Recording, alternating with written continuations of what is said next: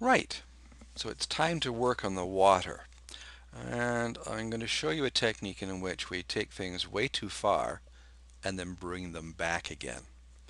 So, step one is I need to increase the contrast in the water while darkening it so we can see more detail. So a curves layer, and we take the curve down maybe not much at the beginning, but then a whole lot more later on. That certainly gives us some detail in the water, although it certainly is a bit dark. Okay, let's take it down even further. Oh, now that I can see a lot of detail in that water. And the rest of the image I can do whatever I want with. Now I'm going to invert the mask, so Command I, and now I'm going to use my brush and about 40% opacity by hitting the 4 key, and I'm going to use this on the water here. And this is pretty careless. You can see just how much I'm doing. And some of the areas I'm going to go over it twice. Some of them I've just done once. Of course, the 40% is additive. If you do 40 and 40 and 40, you end up with 100%. In other words, the full effect of that layer. I'm going to undo the effect a little bit down here in the lower parts. And okay, maybe I'm going to increase the effect a little bit just locally here. I don't want to darken the rocks, but that's pretty good. Alright, I'm quite happy with that. You might not be, but I'll explain in a minute. So what I'm going to do now is I'm going to create another curves layer. And in this one, instead of just adjusting the curve, I'm actually going to move the whole curve to the left. And this is going to rescue my highlights.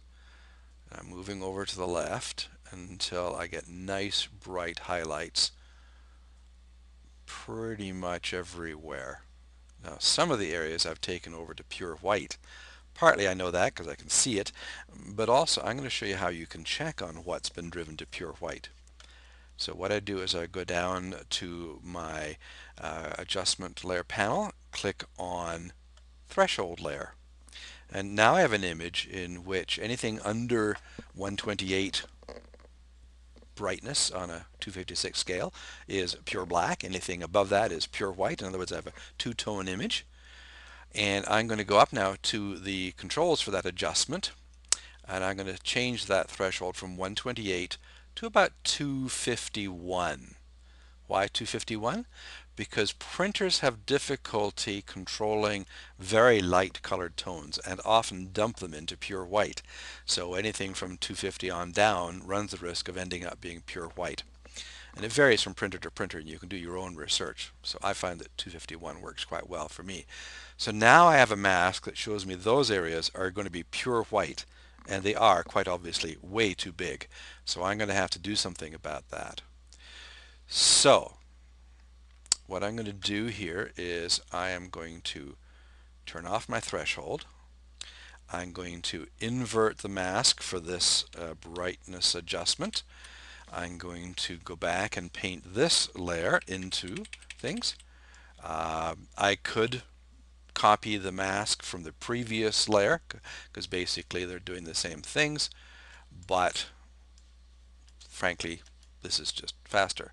I'm going to go down here and lighten the mist. Ooh, that really brings the mist out nicely.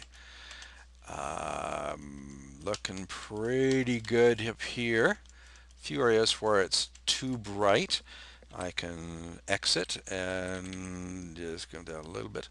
Don't want to get too much because remember this actually increased the contrast and I don't want to reduce the contrast. Okay, that's looking pretty good. All right, so now I can check my threshold again. Now I've got things controlled quite well. I'm just going to go back to my curves layer. Got the brush on black, and I'm just going to use a little bit to take this white area here, and that will drive it into more of the gray tones. Threshold off, and the image is looking pretty good. Now what I'm going to do is I'm going to go back to the curves layer, and I'm going to play with the opacity. Now there's without that, and the water's rather dull. Gradually moving it to the right and here, and the water's getting brighter. And there's pure bright there, but maybe that's a little over the top. So I'm going to back up just a hair. Let's say about there, 66%. And then I'm actually going to adjust the curve a little bit. I'm going to leave the bright point where it is, but I'm going to take the curve down a little bit here. Ooh, that's showing a lot more detail. And then I'm going to go back and adjust the opacity of the entire layer just a little bit more. Looking pretty good. Then I'm going to go back and I'm going to black out some of the brightest parts in here and just in here. And maybe in here. I didn't like that. Okay, a couple of undos there. Reduce the opacity of the brush to about 30% so we're not undoing the entire effect. Now I'm quite happy with the water. Okay, we are in good business here. And that's it for this.